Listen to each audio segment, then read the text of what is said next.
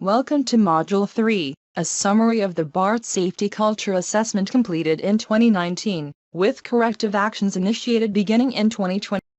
As part of its efforts to meet new regulatory requirements and to respond to questions from the California Public Utilities Commission, CPUC, about existing safety practices, BART determined it must look internally to determine how it is performing in terms of day-to-day and long-term safety management. BART's safety department assigned a transit safety consultant to analyze areas that lack necessary safety training, areas where safety training needs to be aligned with current BART safety objectives, and areas where other training programs need additional safety elements integrated within. The assignment included a general safety culture assessment that describes departmental leadership understanding of current BART safety goals and expectations for a future transition to an SMS. The assessors interviewed approximately 15 managers and directors from the safety department as well as numerous other BART departments. The assessors reviewed volumes of documents and interviewed personnel regarding many of the topics we discussed in previous modules, related to the requirements of BART's PTASP and new SMS expectations. The assessment determined whether BART was prepared to meet the requirements of SMS as established by the Federal Transit Administration and the California Public Utilities Commission, and it also sought to determine the perception of whether safety-related programs are working effectively. Completing this assessment also acted in the spirit of the continuous improvement subcomponent of SMS that we discussed in Module 1. Findings were arranged in these 4 categories that we will cover, starting with safety risk management. The slides that follow do not feature all findings, but those that are most relevant or important to your work at BART.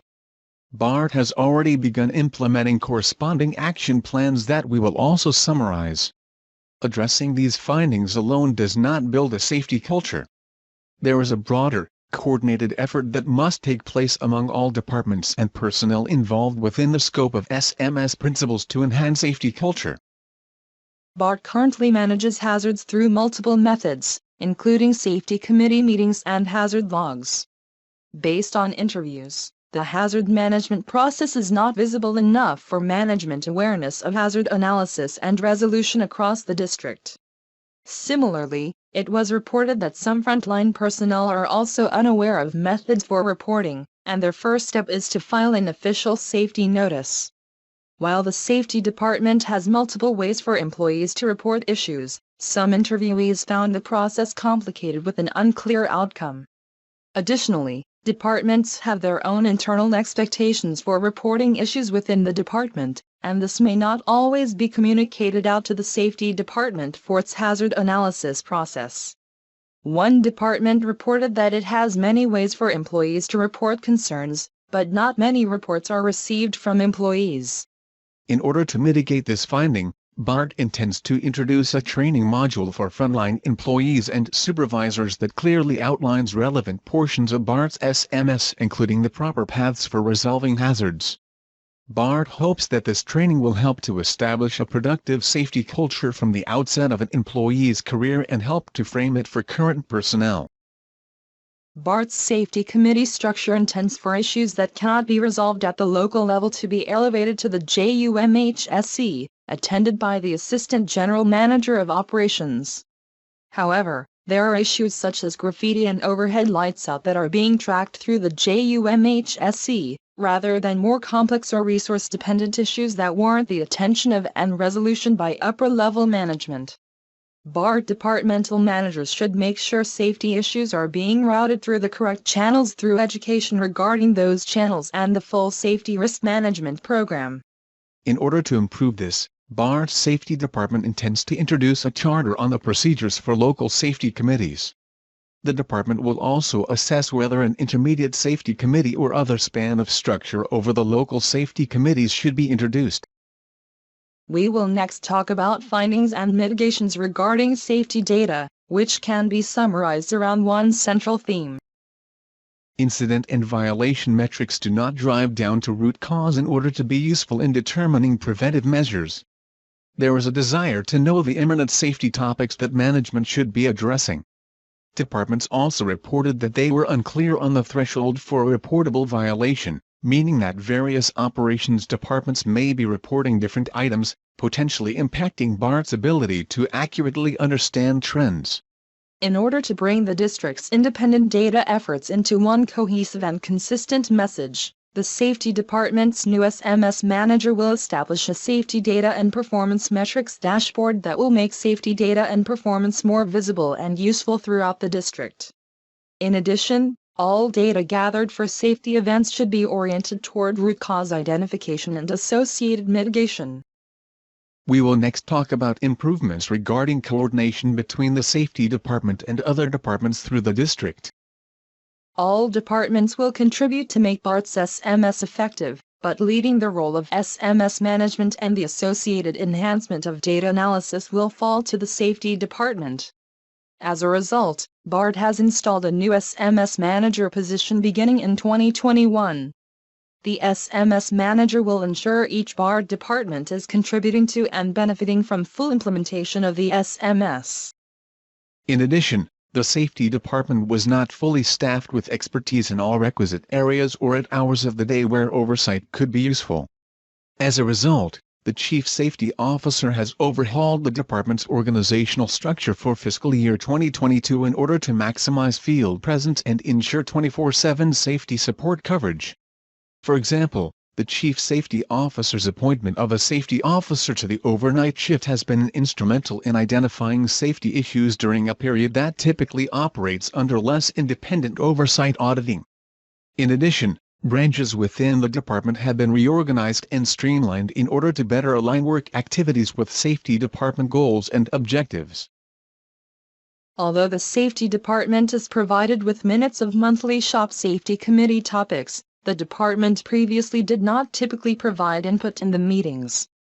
Safety representatives are now attending Shop Safety, Training, RS&S, and Transportation Division Safety Committee meetings. This participation is important for the Safety Department's overall awareness of district-wide safety issues, and the ability to provide expertise to local committees. This will also enable greater visibility of the Safety Department's representatives to you, in their role as safety advisors and watchdogs throughout all departments. Although BART and the Oakland Airport Connector, OAC, operate as separate systems, safety program approaches and lessons learned were not yet aligned with the rest of the BART rail system. The startup of BART and OAC allowed for new methods and processes such as employee safety reporting programs that have not yet been implemented elsewhere. Now that BART's organization structure has been merged with the rest of BART operations departments, with the support and direction of Safety Department managers, will be able to integrate best practices and create a cohesive approach to managing safety risks. In addition, BART's Safety Department has combined the separate safety plans for BART, BART, and OAC into one central safety plan as a step to ensure approaches are consistent. We will next talk about improvements regarding coordination between the Safety Department and other departments through the district. Based on interviews with management across departments and Safety Department staff, some managers and engineers are unaware of all of the Safety Department's duties or governing documents such as the PTASP. This can lead to numerous issues with the Safety Department not being notified or given a chance for input on safety-related activities and increase the potential for non-compliance with the safety plan.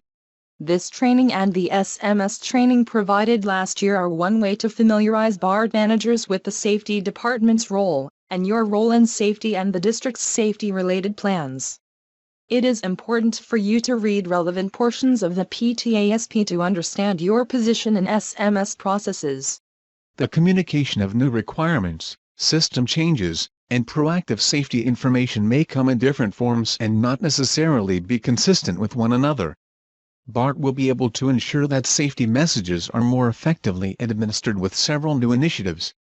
For example, the Safety Rule of the Week is now distributed to a wide supervisory and managerial audience. The Safety Department has a regular spot in the Operations Monthly newsletter for safety communications. The Safety Department has also distributed the SMS Wallet card to all operations personnel.